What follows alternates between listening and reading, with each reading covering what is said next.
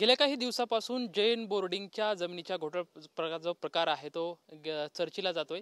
खरं तर सध्या आपण पुण्यातील जैन बोर्डिंग या ठिकाणी आहोत आणि आजच धर्मादाय आयुक्तांचा एक निर्णय आलाय की ह्या ज्या जमिनी प्रकरणाचा जो व्यवहार होता त्याला स्थगिती देण्यात आणि हा व्यवहार जो आहे जो जैसे ते तैसे ठेवण्यात असा निर्णय जो आहे तो झाला आहे. सध्या जैन बांधव आपल्या समवेत आहेत, आपण त्यांच्यासोबत चर्चा करूयात. खरं तर जो धर्मादाय आयुक्तांकडे जो निर्णय आला या निर्णयाकडे तुम्ही कसं बघताय, काय समाधानी आहात का या निर्णयावरती तुम्ही?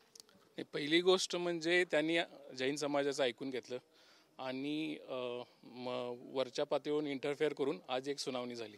तर या सुनावणीमध्ये 28 तारखेपर्यंत जी परिस्थिती आहे ती तशीच ठेवण्यात आली. सगळ्यात महत्त्वाचा मुद्दा म्हणजे आत्तापर्यंत जे काही व्यवहार झालेत, जे काही कागदोपत्र वापरली गेली त्यामध्ये कुठेच जैन मंदिराचा उल्लेख नव्हता. त्यामुळे आता धर्मादाय आयुक्तांनी आज एक चांगला निर्णय घेतला की ते तुम्ही व्हेरीफाय करा. ते आता पुणे धर्मादाय आयुक्तालय आणि मुंबई धर्मादाय आयुक्तालय यांच्यामार्फत त्याचं व्हेरिफिकेशन होईल. पण हा 3.5 एकरचा जो काही एरिया आहे तो पूर्णच जैन मंदिरचा एरिया आहे. कारण जैन फक्त मंदिर नसून परत मुनी असतात, मुनींचं निवास असतं, भोजन व्यवस्था असते, त्यांच्यासाठी पाण्यासाठी विहीर आहे, तपोवन आहे. त्यामुळे पूर्ण 3.5 एकर हा मुनी मंदिरचाच परिसर आहे.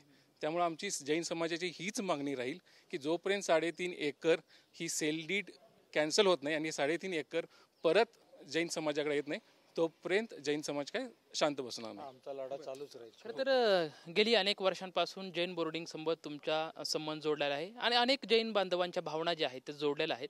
आज जो धर्मादाय आयुक्तांचा जो निर्णय आलाय त्यांनी असं सांगितलंय की इथं मंदिर आहे का हे आम्हाला चाचपणी काढावी लागेल, पाहावं लागेल. खरं तर धक्कादायक आहे की देशामध्ये असं होतंय की काही पुरावे आहेत ते त्यांना द्यावे लागते. म्हणजे गेली अनेक वर्षांपासून लोक येत आहेत, त्यांच्या भावना या इथल्या म्हणजे त्या देवाशी जोडलेल्या गेलेल्या आहेत, मात्र आता तेच त्याचाच पुरावा मागताय. या सर्व निर्णयाकडे तुम्ही कसं बघताय? मी एक्स इंडियन आहे. 1995 to 2000 हा माझा पिरियड होता जिथे मी इथं स्वतः ॲज अ स्टुडंट म्हणून राहिलो आहे.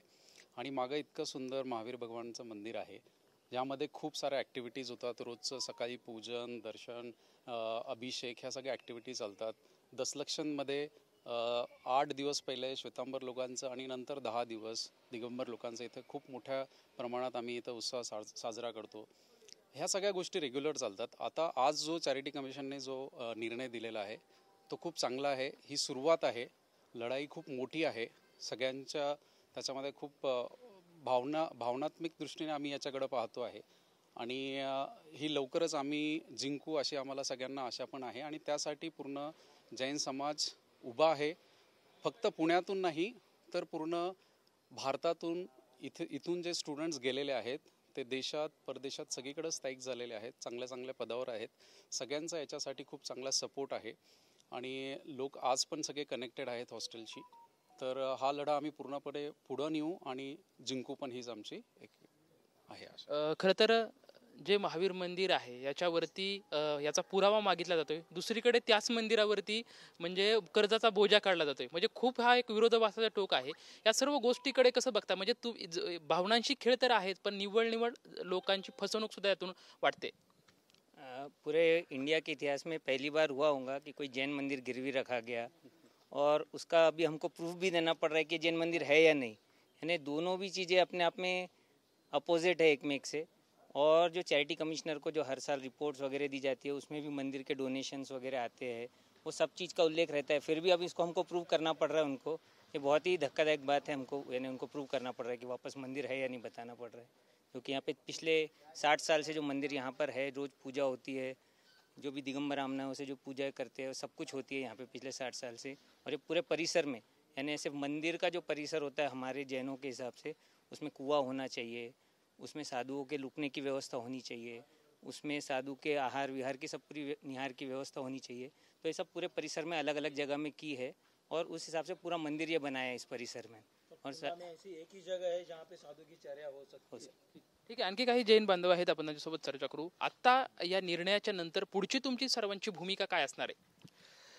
सर्वात प्रथम इथे CM साहेबांनी जे आपल्याला म्हणजे 3 दिवसापूर्वी आश्वासन दिलं होतं, तर मी त्यांचं सर्वसाधारणतर्फे त्यांना मी धन्यवाद देतो की त्यांनी बोललेले आपल्या शब्दामध्ये म्हणजे इथे जो चॅरिटी कमिशनरचं जे स्टेटस्को जो आहे तो हा निर्णय आपल्याला इथे मिळालेला आहे, ऑर्डर आलेली आहे.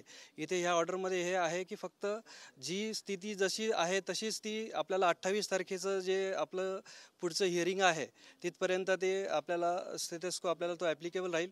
आणि जसं तुम्ही विचारताय की पुढे सर्व जैन धर्मियांचं आमचं एकच हे आहे की हे पूर्ण 3.5 एकरचा परिसर मंदिर असो किंवा HND जैन बोर्डिंगचा परिसर असो, हा पूर्णचे पूर्ण सेल डीड कॅन्सल करून हा पूर्ण जैन धर्मियांना सकल जैन समाजाला मिळाला पाहिजे, हेच आमचं सगळ्यांची मागणी आहे.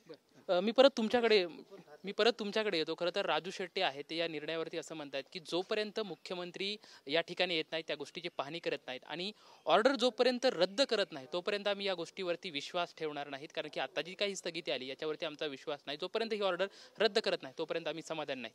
हो, आता विश्वास जर झालं तर पुढची 28 तारखेपर्यंत आणि 13 तारखेला परत जे हायकोर्टामध्ये परत जे पिटिशन फाईल झालं त्यावरती लढाई सुरू होणार आहे.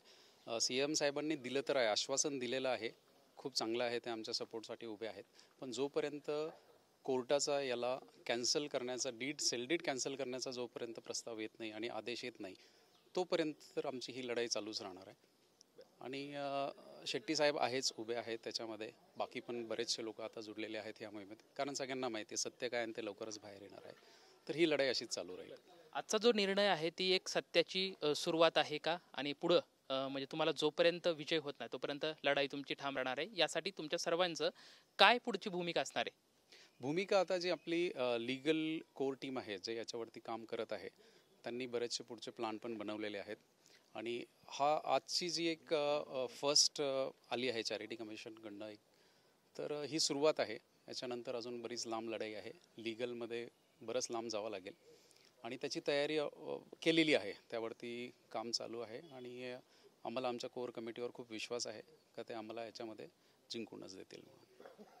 आजची जी सुरुवात आहे ती एक सुरुवात आहे. खरं तर जोपर्यंत आम्हाला न्याय भेटत नाही तोपर्यंत लढाई आमची चालूच राहणार आहे, अशी भूमिका जी आहे ते जैन बांधव घेताना आपल्याला पाहायला मिळते. कॅमेरामॅन विकी चव्हाण सोबत लक्ष्मण जाधव, TVNN मराठी, पुणे.